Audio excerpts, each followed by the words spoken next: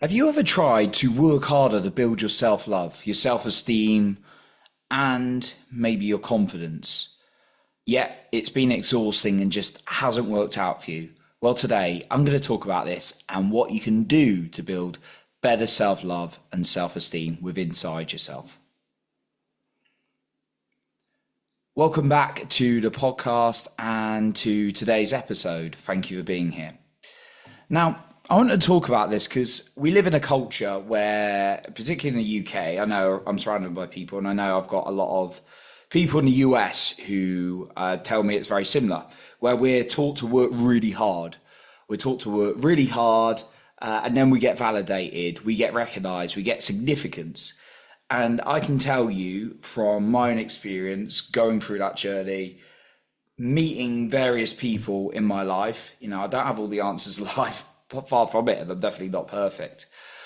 But I can tell you that working harder to build a better relationship with yourself, more self-love, more self-esteem does not work. I've been someone who's been chasing to get jobs over the years, and I would base how well I was doing the job and the praise I was getting promotions or getting rejected from jobs.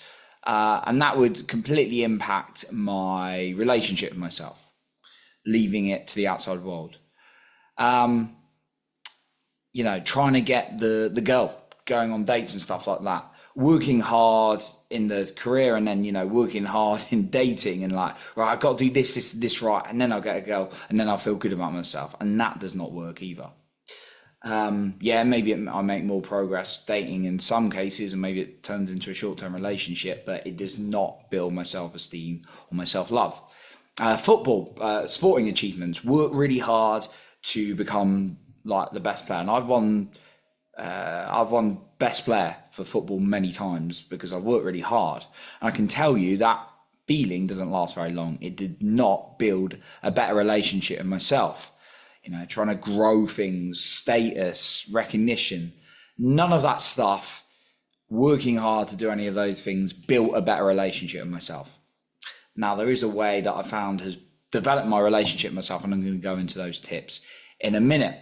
But maybe you can relate, and maybe you are a little bit tired of constantly working hard and just not feeling any better about yourself, or maybe you feel slightly better for a moment and then it goes downhill again. So I wanted to share some tips with you today on this. Okay, so the first one tip I want to share you that's really worked for me in regards to this is know what you need in your inner world and your outer world. And what do I mean by this? Sometimes I say this and a lot of people won't know what I'm talking about. And sometimes I use fancy terms. So I always like to explain things. Inner world is everything that's going on inside of you, your relationship with yourself, your energy, how you feel about the world, about other people, all these things internally, your mind, your heart, your soul. These are your inner world. And that can only be developed from inside yourself, by the way you think, by the way you feel, from clearing out things and really doing that deep work. So that's the inner world, right? The problem is, I've certainly been there for most of my life, and I know many people do. When something goes right in the outside world, like we get an award, or maybe we get a new relationship, or we get more money or a pay rise, that can impact us and we feel good. The problem is we get so needy, and I'm speaking from experience, so needy for that thing to happen to feel good in our inner world. And I know coaching many people on confidence, that is the case as well.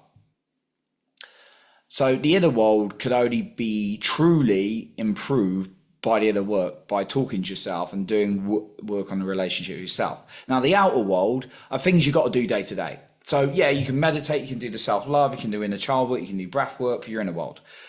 You're probably aware that we need to go pay the bills. We need to look after our health. We need to actually go to the gym to get in shape, right? You're probably aware of that. So obviously we do practically need to live in the world as well.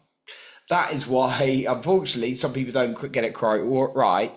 And there are people who master it, but there are some people who I'm just going to meditate and everything's going to be okay. And they take no action and they wonder why they're broke, right? But then you could also have someone who's burning themselves to the ground and they do no inner work. So for me, it's about knowing what you need. And for me, it's not a 50-50 balance. It's not like I'm going to do half my day doing that inner work and then half my day just practically living my life. No, I think it's what stage I'm at personally, right? So know where you're at. And I'll give you an example. Like a few weeks ago, I was a little bit heartbroken about the situation, being very vulnerable and open.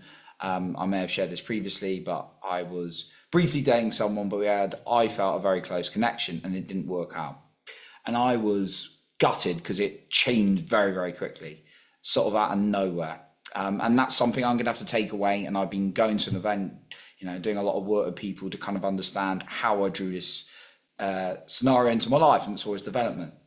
Now, for me, within the first 2-3 weeks of this happening, I was not taking as much action as I could usually. I wasn't doing nothing, I was still going to the gym and exercising and doing the stuff I need to do to pay the bills and make money, of course.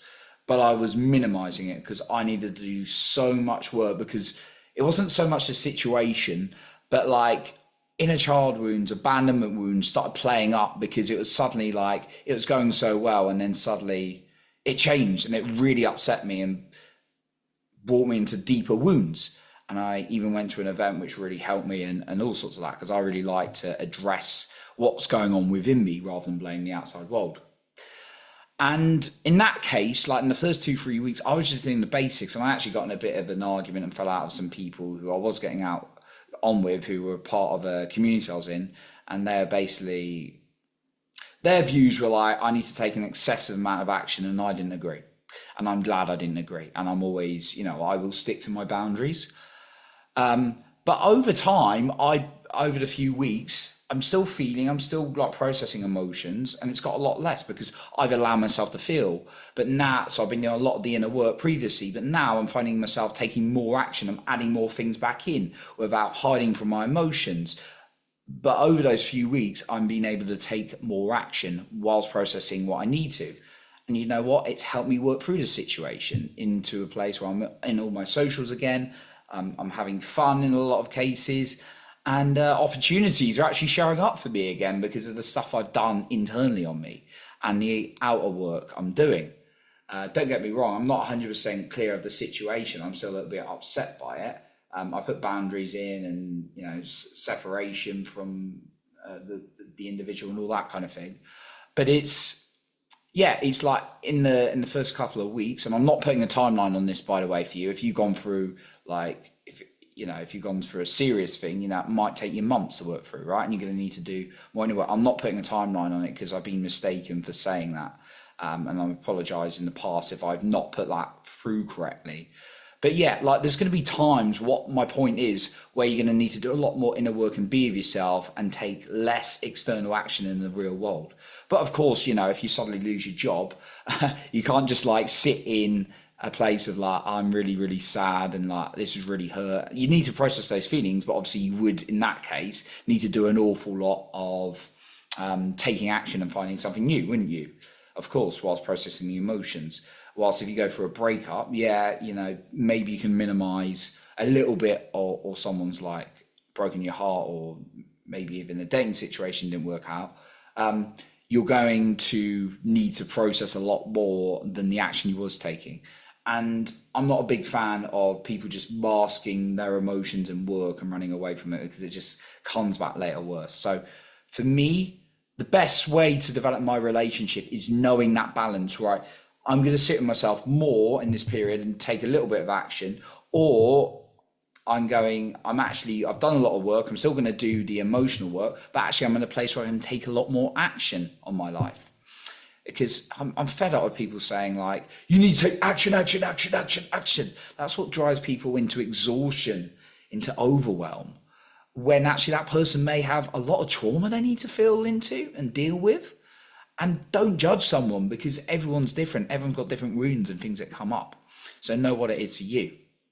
The second thing is know what are your non-negotiables every day and celebrate. Don't put too many things. Don't have 100 things on your to-do list. Maybe just pick 3 non-negotiables each day. I have 3 things I must do every day and 3 things I must not do. Well, 2 to 3 things I must not do every single day. and I send that to my accountability partner rather than being like, I've got 100 things to do. It's just those small little things, and then celebrate when you do them, because not when you overwhelm yourself and you don't do it, it can really damage your relationship as well. Number 3, create a self-love ritual and do what works for you. Maybe you like going for a walk. Maybe you like listening to music. I like listening to binaural beats or gentle music. Maybe you like hanging out with certain people. Find some kind of self-love ritual that really works for you. Something that you can really do to develop you. Look yourself in the mirror every single day and tell you love you. That's a really powerful one. If you want any guidance on some of these ideas, feel free to reach out to me on social media as well. I'd be more than happy to give you some guidance, or leave a comment in the podcast as well, which some people have been doing, and thank you so much. I appreciate you for doing that. And then the final thing I would share, like, it kind of comes off that one, but it's my personal favorite, and you may be aware of this: breathwork. Breathwork is one of the most powerful things I found to connect with myself and develop a better relationship than working hard. It allows me to dive deeper into my body, into things and emotions that are unresolved that I didn't even know was there.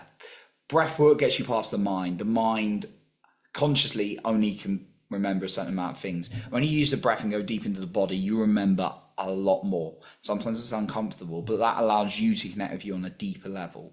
So, if you want a breathwork session, feel free to reach out to me as well. I'm a certified practitioner, or you can, I can send you some resources as well. More than happy to do that.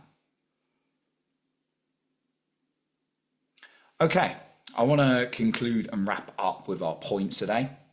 So, working harder is not going to give you a long-term better relationship with yourself. It may give you short-term results, which you feel good about in the moment, but you need to develop a better relationship with yourself. What we talked about today was developing an understanding of what you need to do in terms of inner work and outer world. It's not 50-50 balance, it's what you need in the moment, and be honest with yourself. 2, create smaller non-negotiables rather than massive to-do lists, because that will allow you to build momentum. Don't forget to celebrate when you do them. Number 3, create a self-love ritual, whatever that is for you, every single day. And number 4, get into breathwork, because that can really dive deeper and build a better relationship with inside yourself. So that's what I got for you today. I appreciate you for being here, and remember to lead with your heart and not with fear.